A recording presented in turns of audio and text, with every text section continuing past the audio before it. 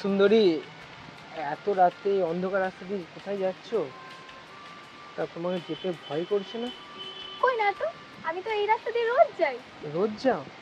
তা আপনি এখানে দাঁড়িয়ে আছেন, আপনি কেন দাঁড়িয়ে আছেন এখানে? এই মেয়েদের আসার জন্য অপেক্ষা করছি আর কি। রোজ করেন? রোজ করি। তাও কটা মেয়েকে টিজ করেন আপনি?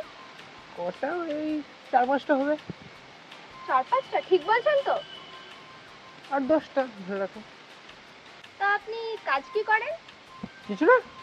তাহলে এই মেয়েদেরকে বিরক্ত করতে কত টাকা পান? কোনো টাকাই পাই না। তাহলে এমন কেন করেন? ভালো লাগে, নিজেকে একটু কুল লাগে। ও, কুল লাগে তাই না? তাহলে আমিও আজ থেকে ছেলেদেরকে টিজ করব।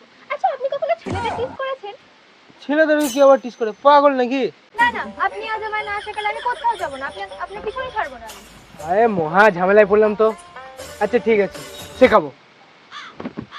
ওই দেখুন একটা ছেলে আসছে। ওটার উপর অ্যাপ্লাই করে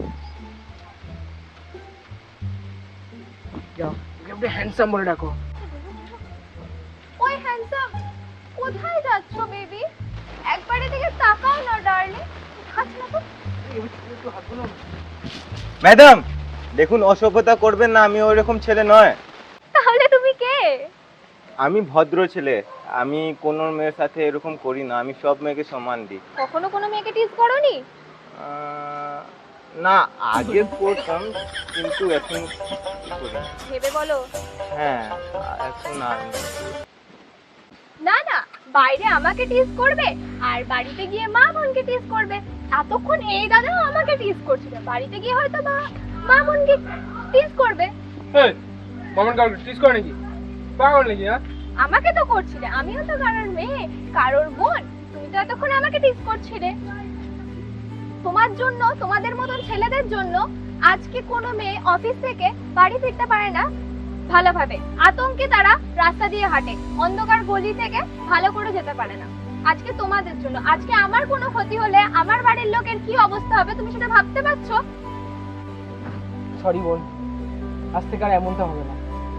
আজ থেকে সমস্ত মা বোনেদের আমি রক্ষা করবো, আর কাউকে কোন নজরে দেখবো না। আজ থেকে তুমিও আমার বোন।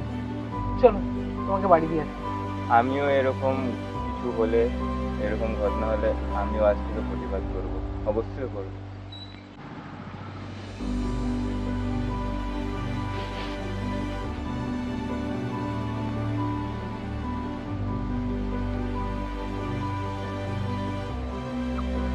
রাখির মান রেখো দাদা। অবশ্যই যাবো। চলো বোন, তোমাকে বাড়ি দিয়ে আসি। আজকের দিনে কোনো বাড়ির মায়েরা বোনেরা কিন্তু রাস্তায় সুরক্ষিত নয়, তাই তাদের সুরক্ষার জন্য আমাদের মতো মানুষদের মানসিকতা কিন্তু বদলাতে হবে, যাতে কখনো কোনো ছেলেকে দেখে কোনো মেয়েরা এই রকমভাবে আতঙ্কিত না থাকে।